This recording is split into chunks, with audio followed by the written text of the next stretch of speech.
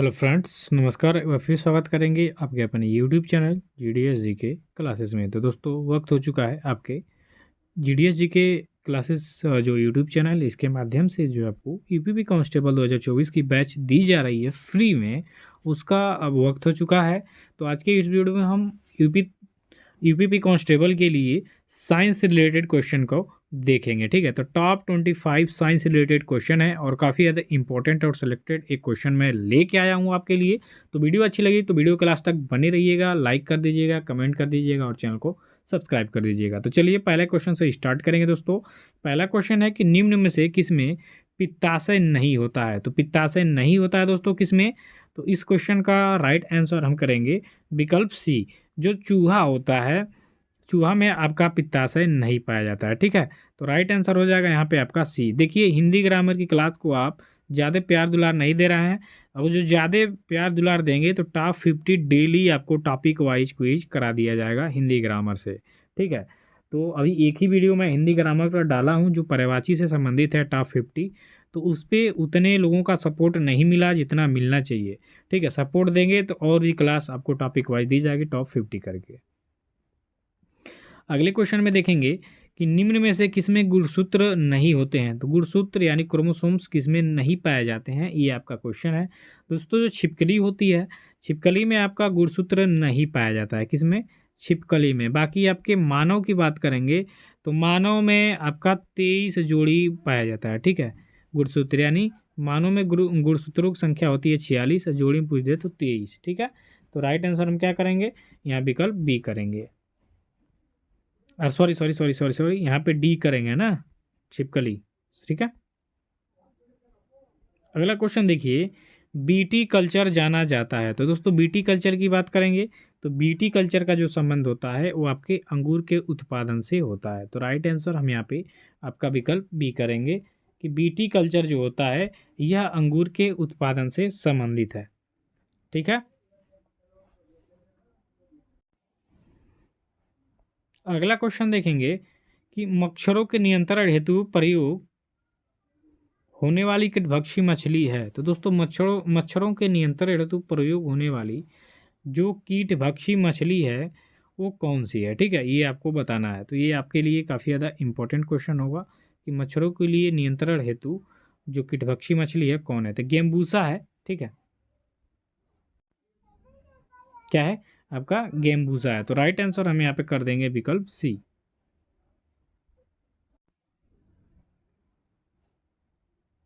अगला क्वेश्चन है कि निम्नलिखित उड़ने वाले जीवों में से कौन सा पक्षी वर्ग में नहीं आता है। इन विकल्प में से आपको बताना है कि कौन सा ऐसा पक्षी है जो पक्षी वर्ग में नहीं आता है लेकिन उड़ता है। ठीक है, ये काफ़ी इंपॉर्टेंट क्वेश्चन है। तो देखिए, जो चमगादड़ है, ठीक है, चमगादड़ की बात यहाँ पे हम करेंगे। तो जो चमगादड़ है आपका, ये स्तनधारी होती है। ठीक है, क्या होती है? स्तनधारी। इसको हम पक्षी वर्ग में नहीं रखते हैं, लेकिन ये उड़ती है कि नहीं?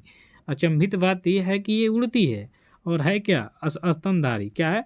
स्तनधारी। तो याद रखिएगा कि अगर जो आपसे क्वेश्चन में आता है कि निम्न जीवों में से या कौन सा ऐसा जीव है जो पक्षी तो है, पक्षी वर्ग में आता तो है लेकिन वो सॉरी पक्षी जीव उड़ता तो है लेकिन पक्षी वर्ग में नहीं आता है, तो आपका चमगादड़ ये है आपका स्तनधारी।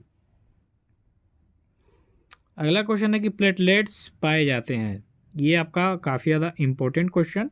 तो दोस्तों, प्लेटलेट्स की बात करेंगे तो आपके ब्लड में पाए जाते हैं। ठीक है, जैसा डॉक्टर आपको कहता है ना कि ब्लड में आपको प्लेटलेट्स की कमी हो गई है, ठीक, तो यही प्लेटलेट्स है।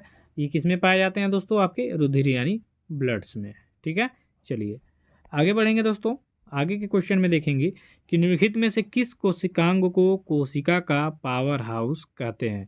तो कोशिकाओं का सिंपली ऐसे समझिए कि कोशिकाओं का पावर हाउस किसे कहा जाता है। ठीक है, दोस्तों, कोशिकाओं का पावर हाउस जो है ये कहा जाता है आपके किसको? माइटोकॉन्ड्रिया को। किसको कहा जाता है? माइटोकॉन्ड्रिया। देखिए, जो माइटोकॉन्ड्रिया है, ठीक है ना, इसको हम कोशिकाओं का पावर हाउस कहते हैं। तो यहाँ पे राइट आंसर हो जाएगा आपका विकल्प ए कि दोस्तों, कोशिकाओं का जो पावर हाउस है वो आपका माइटोकॉन्ड्रिया है। अगला क्वेश्चन है कि निम्नलिखित में से किस कोशिका की आत्मघाती थैली के रूप में जाना जाता है। तो किसे यहाँ पे हो जाएगा, सॉरी थोड़ा सा मिसप्रिंट हो गया। निम्नलिखित में से किसे कोशिका की आत्मघाती थैली के रूप में जाना जाता है दोस्तों? तो ये होता है आपका लाइसोसोम। क्या होता है? लाइसोसोम। क्या होता है? लाइसोसोम। लाइसोसोम जो होता है इसे हम कोशिकाओं की आत्मघाती थैली के रूप में जानते हैं। और देखिए इंपॉर्टेंट है बड़ा, क्योंकि पावर हाउस कोशिकाओं का और आत्मघाती थैली, इससे क्वेश्चन आपके एग्जाम में आते हैं। तो फिजिक्स, केमिस्ट्री और बायो, इन तीनों का हम सामान्य विज्ञान के अंतर्गत ईबीबी कांस्टेबल के लिए काफ़ी ज़्यादा सिलेक्टेड क्वेश्चन लाए हैं। तो उम्मीद करता हूँ कि आपको वीडियो अच्छी लगी। अभी तक लाइक नहीं किए होंगे तो लाइक कर दीजिएगा प्लीज़। निम्न में से किस कोशिकांग में झिल्ली नहीं होती है? तो किस कोशिकांग में आपका झिल्ली नहीं होती है? काफ़ी ज़्यादा इंपॉर्टेंट क्वेश्चन ये भी है आपका। तो देखिए झिल्ली नहीं होती है, ठीक है, तो आपके राइबोसोम में होती है। राइबोसोम में क्या होता है कि झिल्ली नहीं पाई जाती है। जो कोशिका झिल्ली होती है इसमें नहीं पाई कोशिकांग में जो झिल्ली पाई जाती है, तो इस कोशिकांग में नहीं पाई जाती है। किसमें? राइबोसोम में। अगला क्वेश्चन देखिए, कोल्ड स्टोरेज में किसको शीतलक की भांति प्रयुक्त करते हैं? तो शीतलक की भांति प्रयुक्त किया जाता है किसको दोस्तों? ठीक है, ये आपको बताना है। तो अमोनिया को। किसको? अमोनिया को। किसको दोस्तों? अमोनिया। तो राइट आंसर हो जाएगा यहाँ पे आपका विकल्प सी, कि कोल्ड स्टोरेज में जो शीतलता के रूप में प्रयोग किया जाता है वो अमोनिया को प्रयुक्त किया जाता है। अगला क्वेश्चन है कि तीन मूल रंग हैं। अभी देखिए फिजिक्स की यानी भौतिक शास्त्र के अनुसार तीन मूल रंग कौन है? ठीक है, ये आपको बताना है।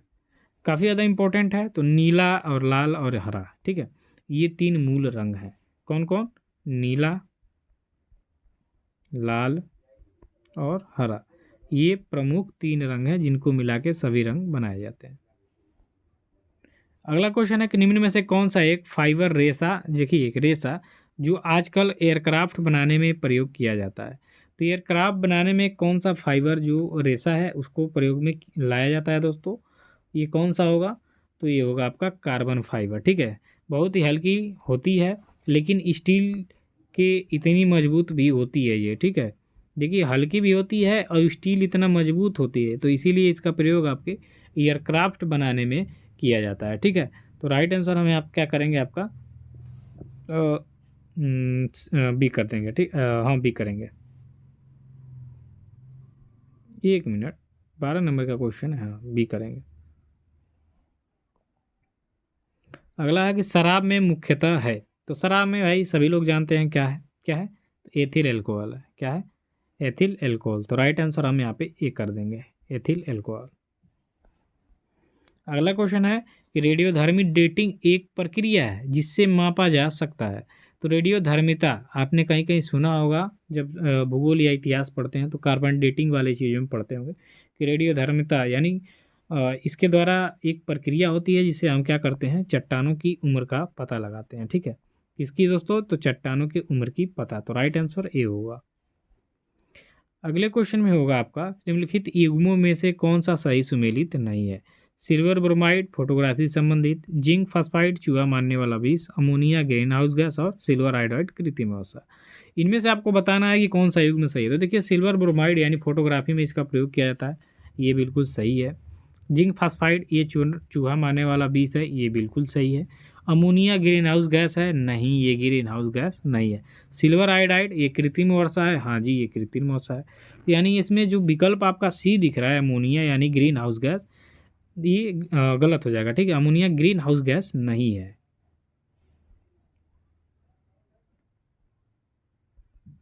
अगला क्वेश्चन, हाइड्रोजन बम किसने विकसित किया था? तो दोस्तों हाइड्रोजन बम की बात करेंगे तो इसको विकसित किया था एडवर्ड टेलर ने।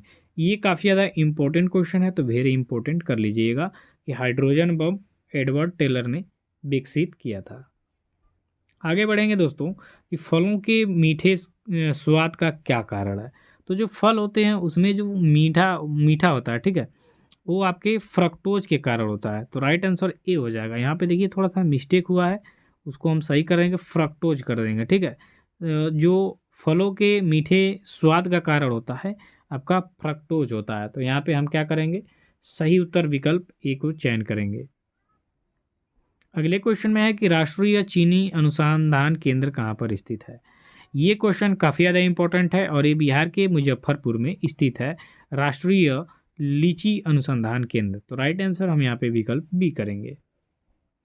देखिए अगले क्वेश्चन में है आपका कि नाभिकीय रिएक्टर में निम्नलिखित में से किसे मंदक के रूप में प्रयोग किया जाता है। तो एक बात मैं पहले ही बता देता हूँ कि मंदक के रूप में DTO यानी भारी जल, ठीक है, इसका भी प्रयोग किया जाता है। इसके साथ साथ आपका जो ग्रेफाइट है इसका भी प्रयोग किया जाता है। तो राइट आंसर हम यहाँ पे विकल्प बी करेंगे।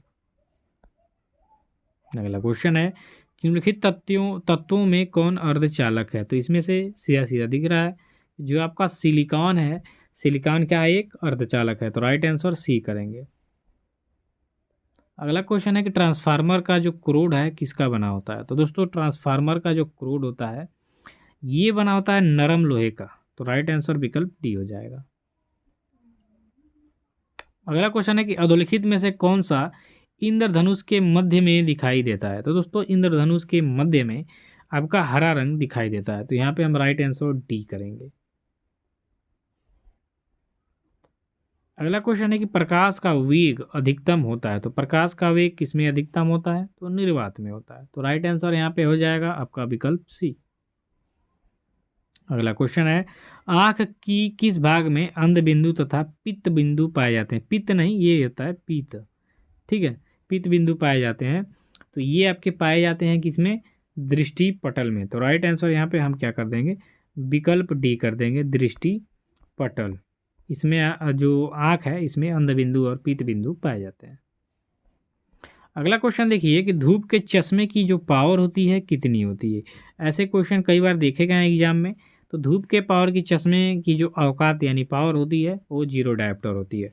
कितनी होती है दोस्तों, 0 डायोप्टर। तो यहाँ पे हम सही उत्तर क्या करेंगे, आपके विकल्प ए में दिख रहा है 0 डायोप्टर, इसका सही उत्तर हो जाएगा।